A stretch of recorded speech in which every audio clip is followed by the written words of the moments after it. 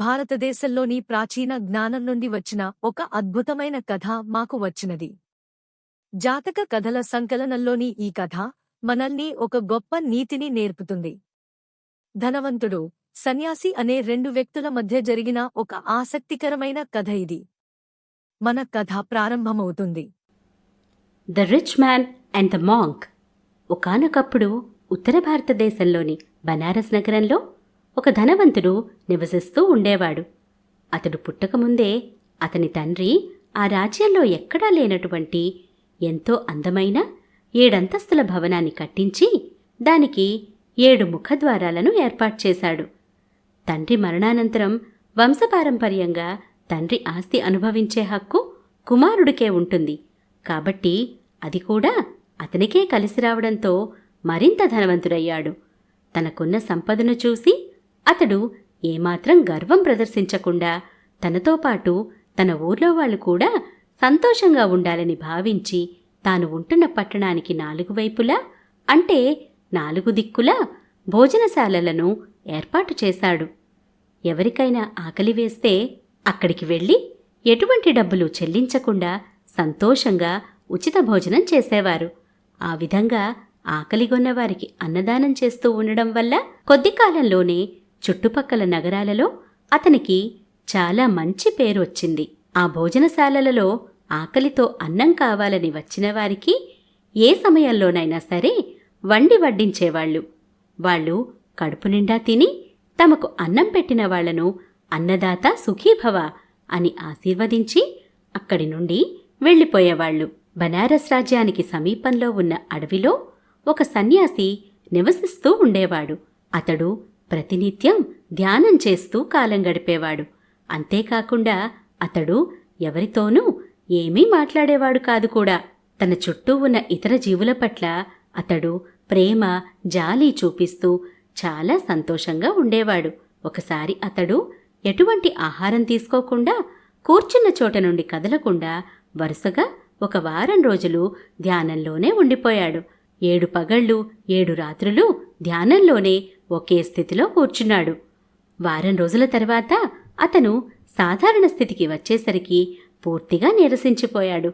కళ్ళు తెరవడానికి కూడా ఓపిక లేని స్థితిలో ఆకలితో అలమటించి చనిపోవడానికి సిద్ధంగా ఉన్నాడు. ఆ పరిస్థితిలో అతడు ఏదైనా తినడానికి ఆహారం దొరుకుతుందేమోనని ఊరిలో భిక్ష వెత్తుకోవడానికి బయలుదేరి ముందుగా ధనవంతుడి ఇంటికి వెళ్ళాడు. అతడు వెళ్లే సమయానికి ధనవంతుడు భోజనానికి కూర్చొని ఉన్నాడు. కూర్చున్న చోట నుండి సన్యాసిని చూసిన అతడు వెంటనే లేచి వెళ్ళి తన సేవకుడిని పిలిచి ఆయనకు భిక్ష పెట్టమని చెప్పాడు. అసలే ఆకలితో చావుకు దగ్గరగా ఉన్న అతడిని మృత్యుదేవత గమనించసాగింది. అయితే అతని ఊపిరి ఆగిపోయే వరకు ఆమెకు అతన్ని తీసుకువెళ్లే అధికారం లేదు. కాబట్టి ఆయన చనిపోవడానికి మంచి అవకాశం కోసం ఎదురుచూడసాగింది. ఇదిలా ఉండగా ధనవంతుడి దగ్గర పనిచేసే సేవకుడు సన్యాసి కోసం ఒక గిన్నెలో ఆహారం తీసుకొచ్చి ఆయనకు ఇస్తున్నప్పుడు మృత్యుదేవత మాయ వల్ల సేవకుడికి సన్యాసికి మధ్యలో ఒక లోతైన గొయ్యి ప్రత్యక్షమైంది. అందులో నుంచి ఎర్రగా కాలుతున్న వేడివేడి బొగ్గులు పొగలు కక్కుతూ కనిపించాయి. అది చూడడానికి నరక ప్రవేశ ద్వారంలాగా కనిపించింది. అక్కడ ఆ పరిస్థితిని చూసిన సేవకుడు చాలా భయపడిపోయి పరుగు పరుగున తన యజమాని దగ్గరకు వచ్చాడు. అతడు తన 2 చేతులు కట్టుకొని వణుకుతున్న గొంతుతో అక్కడ తాను చూసిన పరిస్థితిని యజమానికి వివరిస్తూ, అయ్యా, నేను సన్యాసికి ఆ అన్నం పెడదామని వెళ్ళాను. కానీ అతని గిన్నెలో అన్నం వేస్తున్నప్పుడు అకస్మాత్తుగా ఆ సన్యాసి ముందు ఎర్రగా మండుతున్న బొగ్గుల గొయ్యి ప్రత్యక్షమయ్యింది. అందులో నుండి ఎర్రగా మంటలొస్తున్నాయి అని చెప్పాడు. యజమానికి అతడు చెప్పేది నమ్మశక్యంగా లేకపోవడంతో సన్యాసికి భిక్ష వేయడానికి మరొక సేవకుణ్ణి అక్కడికి పంపించాడు. అతడు కూడా మండుతున్న బొగ్గుల గొయ్యిని చూసి భయపడి పరుగు పరుగున తన యజమాని దగ్గరకు వెళ్ళి చూసింది చూసినట్లు వివరించాడు. వారి మాటలను విన్న ధనవంతుడు తన మనసులోనే ఎంతో దీర్ఘంగా ఆలోచిస్తూ ఎంతో తపస్సంపన్నుడైన ఆ సన్యాసికి భిక్ష పెట్టకుండా అక్కడ ఏదో శక్తి అడ్డుపడుతోంది. బహుశా అది మృత్యుదేవతేనేమోనని నా అనుమానం. ఆహారం దొరకకపోతే ఆ సన్యాసి చనిపోతాడు. అప్పుడు అతడి ఆత్మను మృత్యుదేవత సులభంగా తీసుకువెళ్ళవచ్చు. కానీ నేనలా జరగనివ్వను. అతడిని కాపాడుతాను అనుకుంటూ ఈసారి సన్యాసికి భోజనం పెట్టడానికి తానే స్వయంగా బయలుదేరాడు. అతనికి కూడా ఆ సన్యాసి ముందర పెద్ద గొయ్యి, అందులో మంటలు మండుతున్న బొగ్గులు కనిపించాయి. వాటిని చూసిన అతడు ఏమాత్రం భయపడకుండా ఆకాశంలోకి చూశాడు. అతనికి ఆకాశంలో లీలగా కదులుతున్న మృత్యుదేవత కనిపించింది.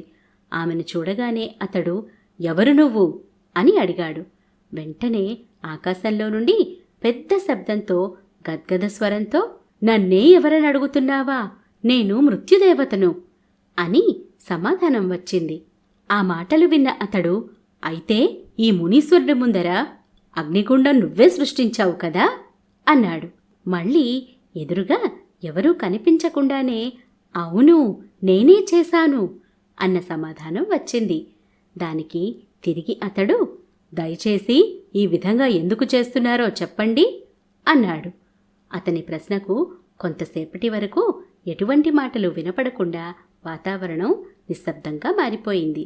5 నిమిషాలు గడిచిన తర్వాత నిన్ను ఈ సన్యాసికి ఆహారమివ్వకుండా అడ్డుకోవడానికే నేనలా చేశాను. అతడిని ఒకసారి పరిశీలనగా చూడు. అతడు చావుకు చాలా దగ్గరగా ఉన్నాడు. నీవు ఆహారం ఇవ్వకుంటేనే కదా నేను ఈ సన్యాసిని తీసుకెళ్లే అవకాశం వచ్చేది అని సమాధానం వచ్చింది.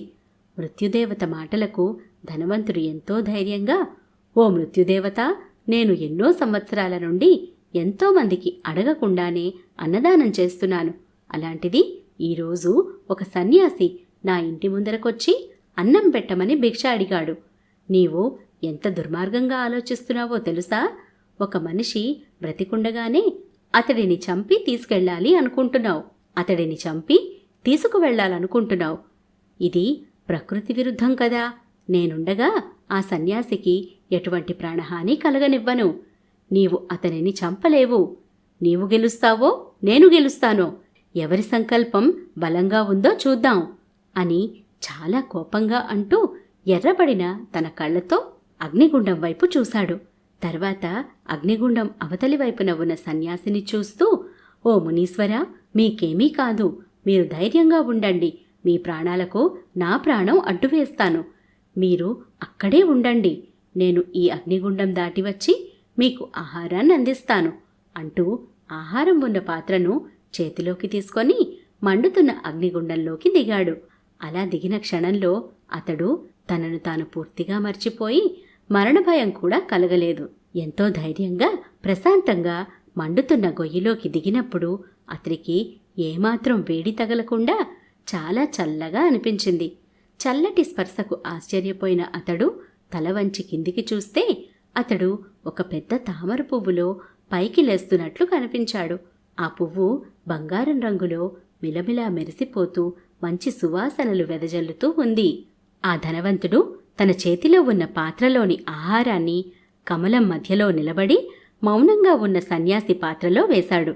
సన్యాసికి ఆహారం అందగానే మృత్యుదేవత తాను ఓడిపోయినట్లు భావించి వెంటనే అక్కడి నుండి అదృశ్యమైపోయింది. అక్కడ భూమి ఎటువంటి గొయ్యి లేకుండా సాధారణ స్థితికి చేరుకుంది. ఇదంతా చూస్తున్న సన్యాసి ఎంతో సంతోషంతో చేయి పైకెత్తి ధనవంతుణ్ణి దీర్ఘాయుష్మాన్ భవ అని మనస్ఫూర్తిగా ఆశీర్వదించాడు. ధనవంతుడు ఎంతో వినయంగా అతనికి తిరిగి నమస్కరించి పాదాభివందనం చేశాడు. చావు అంచుల వరకు వెళ్లిన సన్యాసి ధనవంతుడిచ్చిన ఆహారం తిని పూర్తి ఆరోగ్యంతో రాజ్యం నుండి బయలుదేరి హిమాలయాలకు వెళ్ళాడు.